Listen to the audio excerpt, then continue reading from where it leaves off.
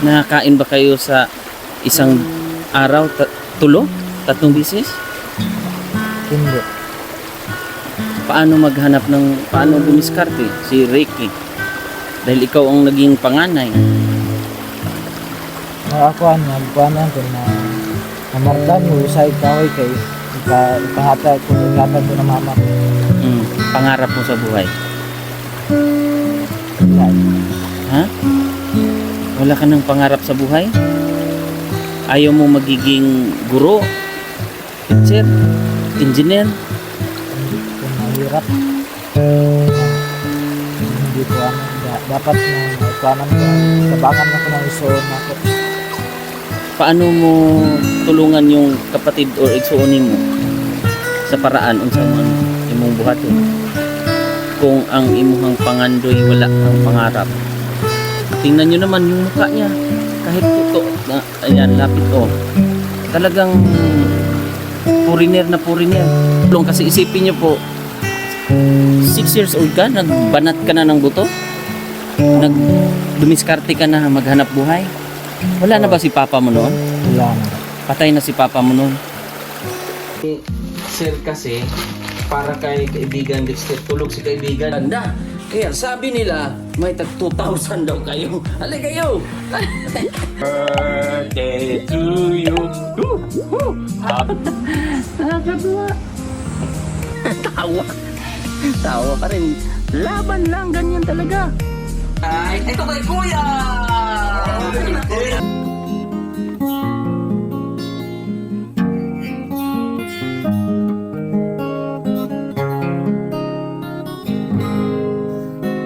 Mula na makilala. Afternoon po, galing kami ng Manay kahapon.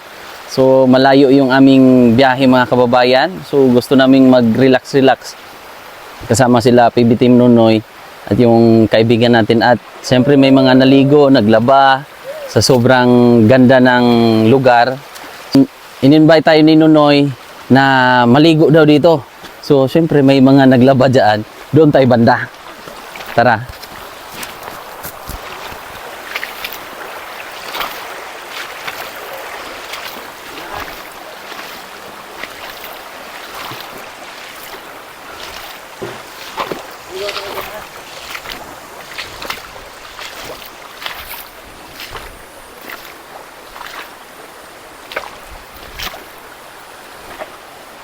Dong, ligo ka dong? Naligo ka? Ligo tayo? So tayo po ay maliligo dito kasi sa dami ba naman ang naliligo doon? Ugi ng bata ba? Dong, Bisaya ka? Ansa man ka? Anong tribo? Anong tribo mo? Ha? Unsay tribo nimo? Puti ba no? Ay kahadlok ha? Ay kahadlok, huwag ka matakot. Maligo lang din kami. Hindi nga, Bisaya ka dili? Bisaya? Maigi kay Bisaya. Makaintindi tayo dito, hindi tayo mahirapan Pero mukhang may lahi. O sa imong kuan? Lahi nimo? Foreigner ka ba o may lahi ka bang kuan? Mahiyain to eh. Anong pangalan mo? Sa pangalan nimo? Ricky. Ha? Ricky. Ricky Lons. Lons. Foreigner ka? Hindi. May dugo kang Amerikano? Meron? So ang papa mo ay foreigner?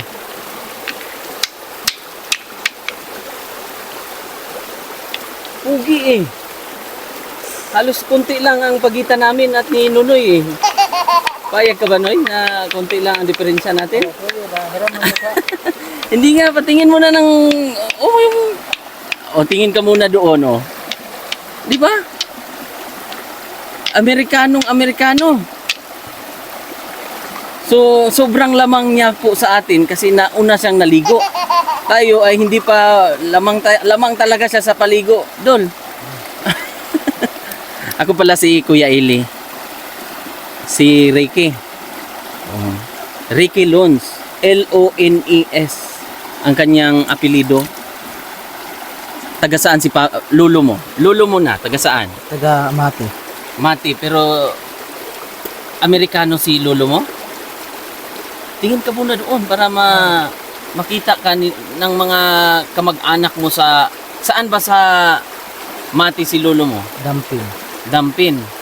Bakit napadpad si lolo mo sa Pilipinas? Nganong naabot man siya sa Pilipinas? Pero Amerikano imong lolo. Mahirap to kasi hindi niya alam yung history ba. Kasi yung saan pa papa mo? Patay na. Patay na. Mama mo Nasa Kwan, sa Barrio. nag-asawa na rin. Sino kasama mo dito? Dito ko. Tito mo. So may tito ka. So pwede nating ma-interview yung tito mo? Ano, nakadisturbo kami kasi maligo kami dito ba? Sige, sir. Paano po na padpad itong bata dito sa Kuan?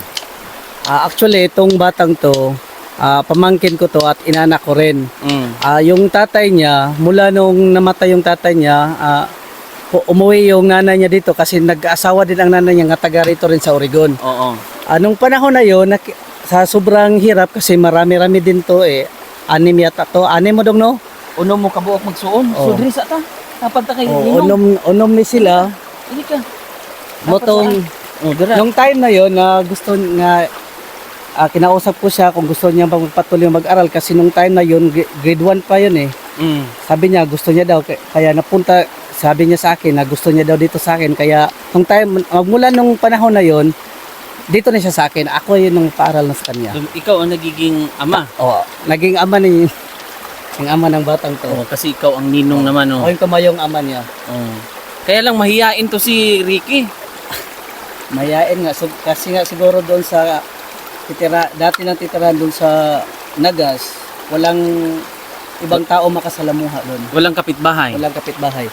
May kapitbahay sa kabilang Bundok pa. bundok pa. 8 hours kung lalakarin. So malayo. Malayo. Kaya mahiyain ka. Huwag kang mahiya. Usapin mo doon. Huwag kang mahiya.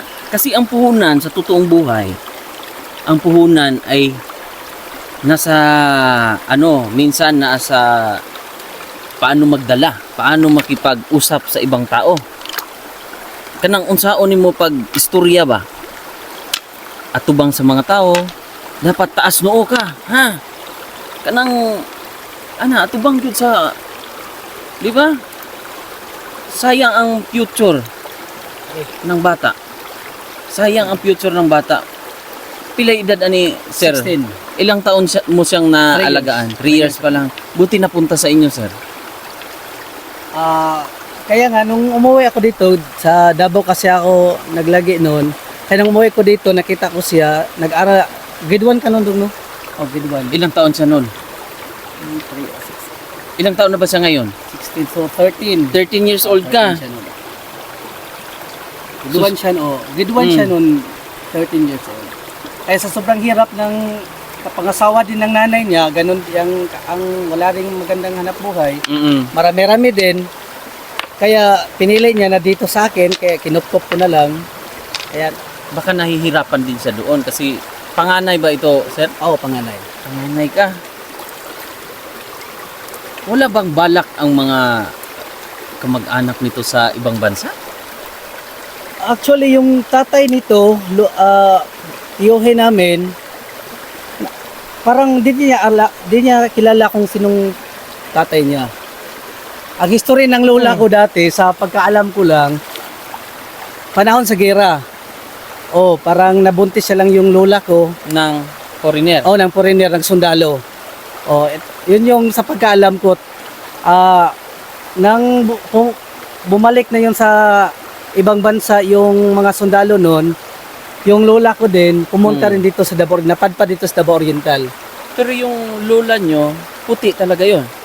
Ay, hindi. Ay, Waray. Waray. Waray yung lola ko. Pero ito na yung mga bunga ng... Pero yung lolo nito, na tiyuhin ko, parang totoong Amerikano talaga. Yung mukha niya, ang ano lang, maliit lang siya pero yung mukha, yung mata kulay, Blue. oh, yung mata. Kaso nga ngayon, nagkasakit, ayun, antay na doon sa mati. Hindi na rin natin makausap ng maayos. Maayos. Oh. Mahabang kwento ang buhay nila. So, ibig sabihin, hindi nila alam yung pinaka-root nila. Kasi yung pinaka-papa, lolo nito, kumbaga, yung lolo niya, yung Nasa mati ngayon. nasa mati ngayon, Oo. hindi niya alam yung pinaka-papa niya Oh, hindi niya kung alam. saan talaga. pinagmulan. Oh. Kasi umalis na rin siguro. Ang tanging alam lang kasi nung panahon na yon, may telegrama. Isang beses daw naka-receive yung lola ko ng sulat at yung pangalan na abong pangalan ng nung sundalo nakabuntis sa kanya. Tapos mula noon, wala nang kontak talaga. Mula hanggang napadpad yung lola ko dito, nagkaasawa. Sa pangalawa. Sa pangalawa, yun yung Kayo na yun. Mama ko. Oo, yun na yun. Oo. Yung mga... Wala nang kontak. Pero anong apelyido, pangalan ng lola? foreigner nung hindi mo na rin na... Hindi ko na rin matandaan sa sobrang Sana tagal na makuha natin yung para matulungan din to sila, no? Pero ang apelyido nito ay Loans. Loans. L-O-N-E-S. Oo.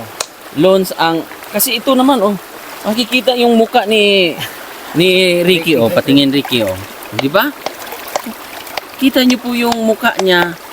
Sana matulungan din ng US Embassy or ng mga, siyempre yung mga Amerikano, mahanap yung pinaka-route nila. Sana meron pong mga kababayan tayo or kahit sa US Embassy na malocate kung saan yung pinaka-route nila para Sana oo. meron. Kasi ang lolo niya, so isa lang po ang kumbaga anak nung foreigner, Isa lang, siya lang. ang lolo nito, isa lang. Kasi yung mama mo, Lola ko. lola mo ay Bisaya na ang Bisaya, naging I mean yung naging partner. Bisaya. Nung kuan. So ito foreigner talaga. At saka ito, wala din, lumaki din to doon sa bundok sa Nagas. Oh, Kaya medyo mahiyain. Hindi natin, sabi natin na hindi siya na makipag-usap ng gaya sa inyo na hindi niya Kilala. araw-araw nakikita. Mm. So, mahiyain talaga to. Anong hanap buhay unsay pangita nimo dito sa Ladas? Nagas. Unsay imong trabaho? At the age of 6 years old, nagbardaw na ni Kahoy. Putol ng kahoy. Putol ng kahoy. Raha. Di, yung mga malalaking kahoy talaga. Anong gagawin? Galing sa bundok, dalahin sa baybayin, ibenta. So ganun ang hanap buhay mo noon. Pilay edad nimo ato? 11.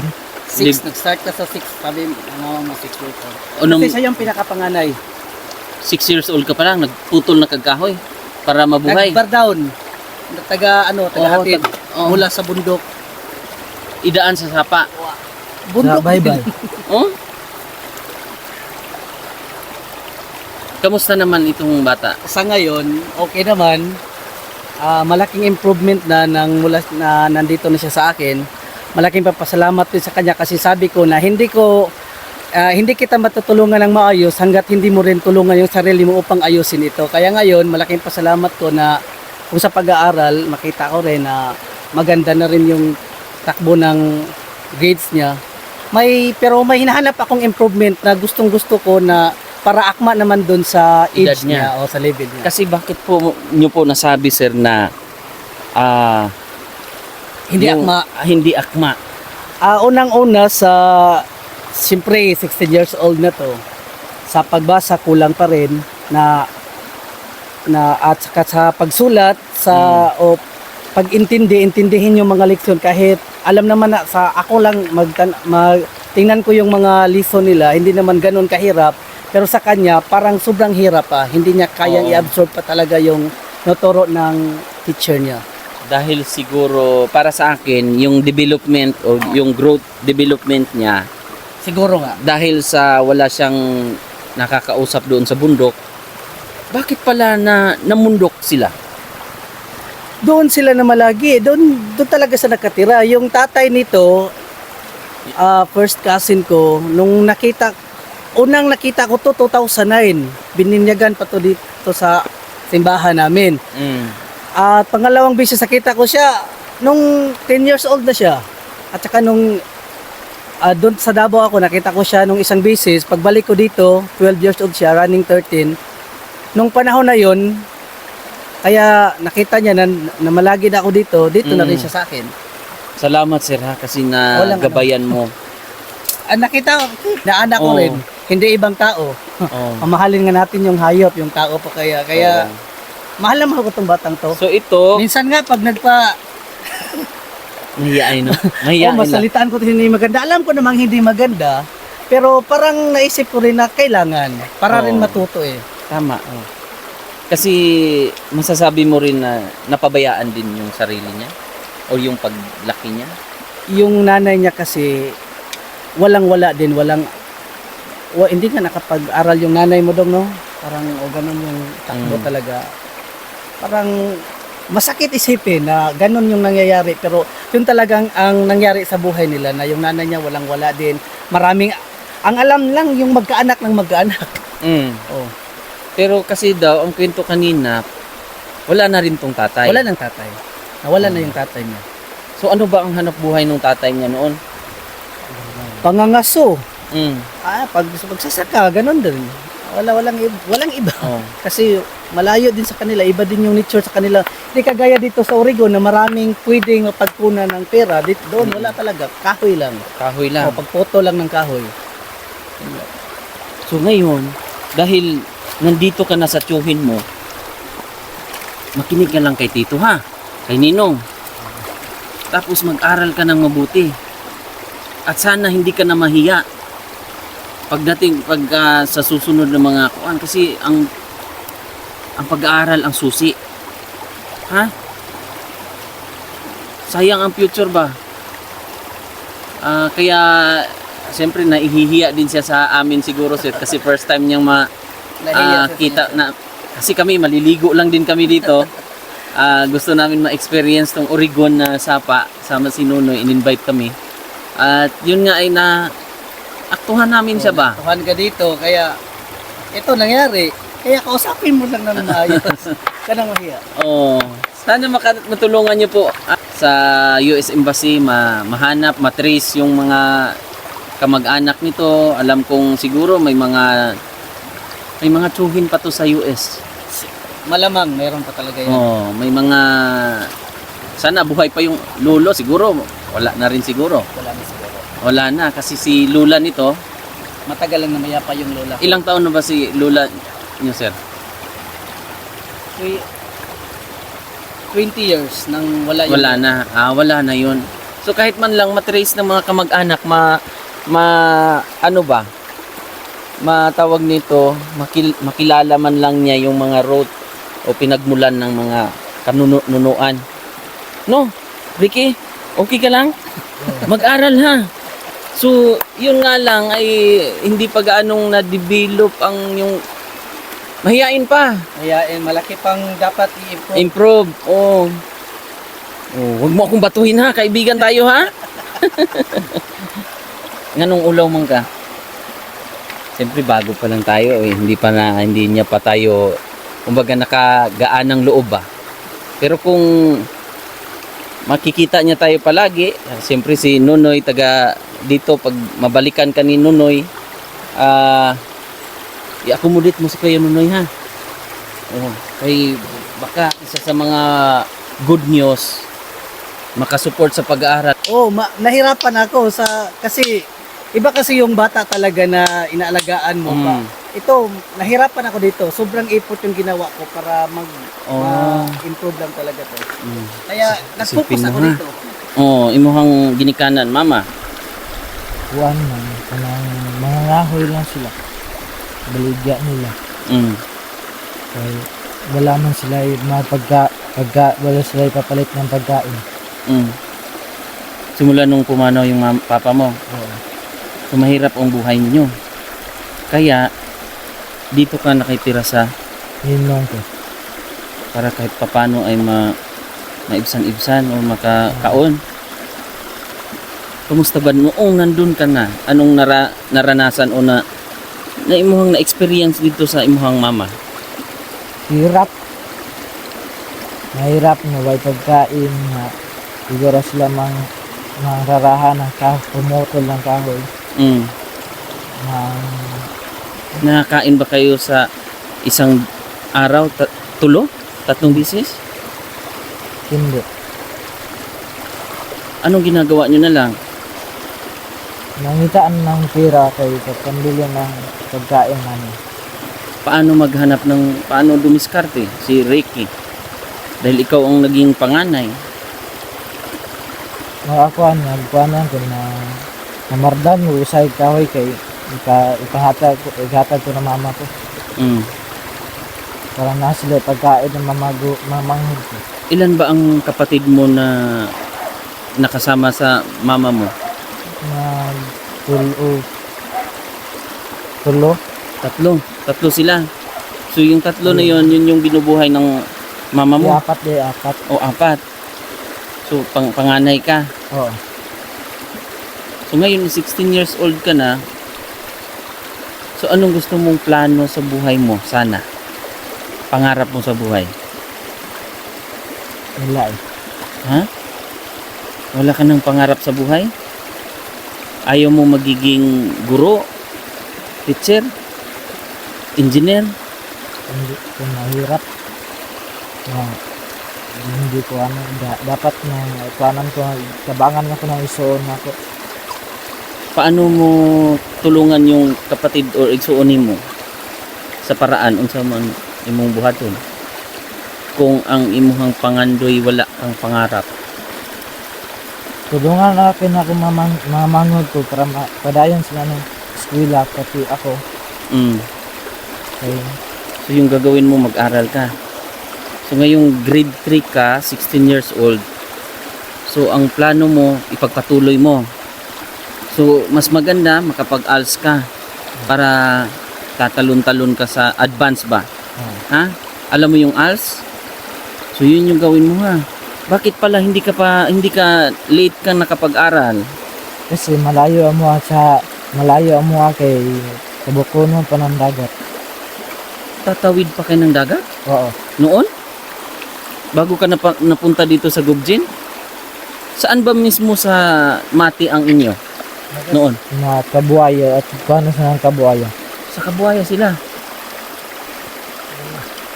So andun yung lulo mo sa Kabuaya? Wala na nasa Amati. Kinuha ng dito ko. Mm. Matanda na rin. Oo. Ilang taon na rin ng lulo mo? Hindi mo alam. Oo. So yung lulo niya talaga o lulo ni mo, mautoy anak sa Amerikano. Oo. Tapos yung papa mo hanggang sa tingnan nyo naman yung mukha niya. Kahit ayan, lapit oh. Talagang foreigner na foreigner. Kaya lang po ay siyempre hindi na nila ma-locate o yung pinagmulan nila mga kababayan kasi siyempre ang kwento pala nito kasi kanina nahihiya pa to si Ricky. Ang kwento nito yung lolo niya umuwi na ng US, no? Tapos yung lolo mo ngayon, yung anak nung Amerikano, o kayo na yung mga sumunod na mga henerasyon. So ganito lang ha, ibigay mo sa mama mo kasi kami po ay galing ng Manay. Naranasan nyo rin ba ang lindol dito? Oo. Linog? Kusog? So nakaranas din halos ang oriental din itong pinuntahan natin. Pero yung epekto niya ay sa awa ng Panginoon kasi probinsya nga po ito.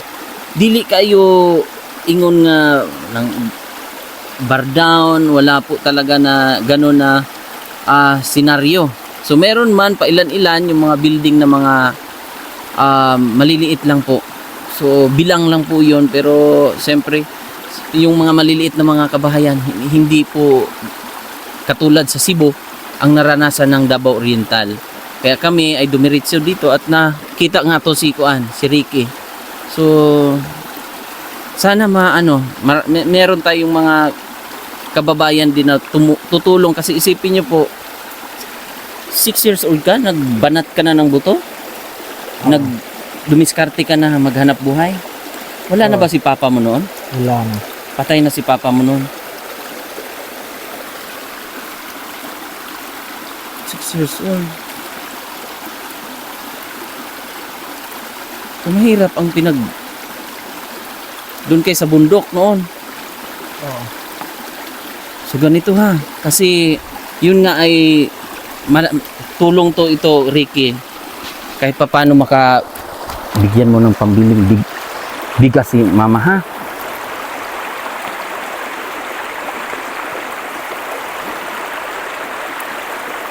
Bigyan mo kasi lalo na yung mga mama at mga kapatid mo. Ito 5,000 ha.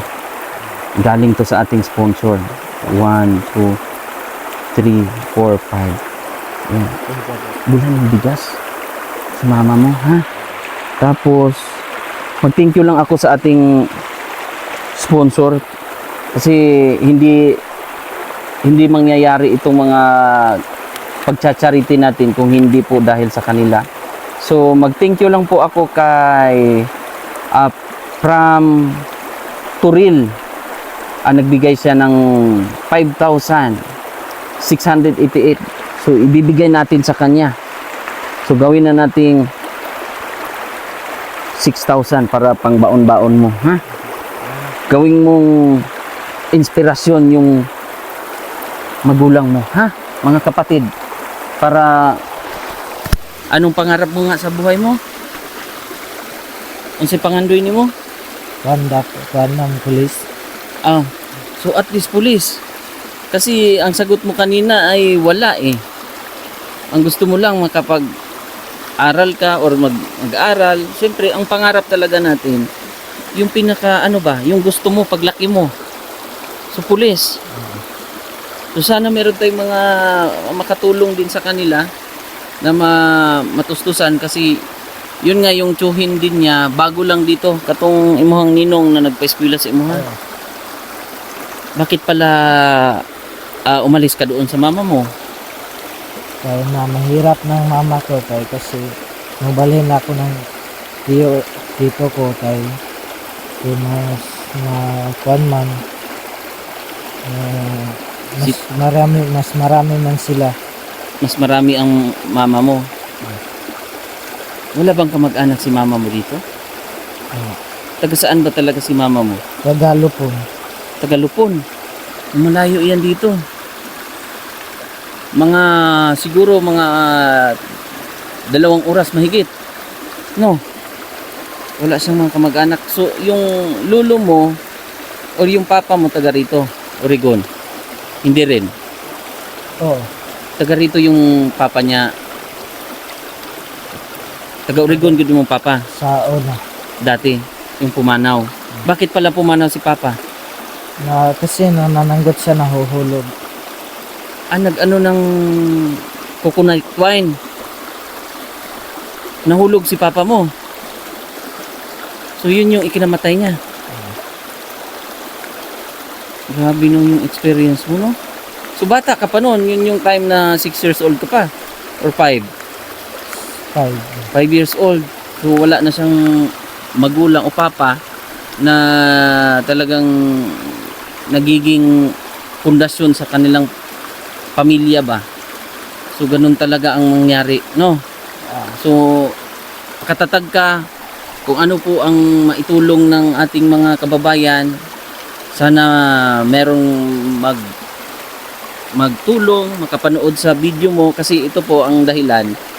Ang dahilan mo talaga kaya ka pumunta sa ninong o sa ninong mo dahil para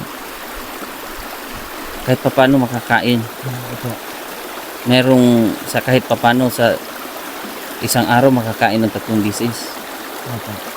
Opo, ganun ang nangyari. So tayo po ay talagang dinala ng Panginoon ba, no? Kahit galing kami sa Manay, so at least meron tayong kababayan din na natulungan. So baka try din natin puntahan ang magulang niya o mama niya para masilip din natin. Ha? Okay.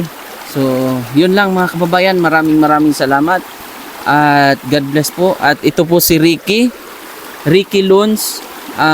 Isang ano talaga. Half American. Waray. Waray ang lola mo. At ang lolo mo ay purong Amerikano. Oh, yun po ang kanilang lahi. Ang kanyang lahi o yung kanyang pinagmulan. So, sayang lang ay hindi natin naabutan kasi yung papa niya ay hindi lang natin na kuan dito at ang ninong mo hindi rin gaanong kabisado yung kwento talaga. So yun lang po, maraming salamat. O kaway ka muna. Kaway ka, bye-bye muna. O God bless sa inyong lahat. Bye-bye po. From Turel, maraming salamat po. God bless.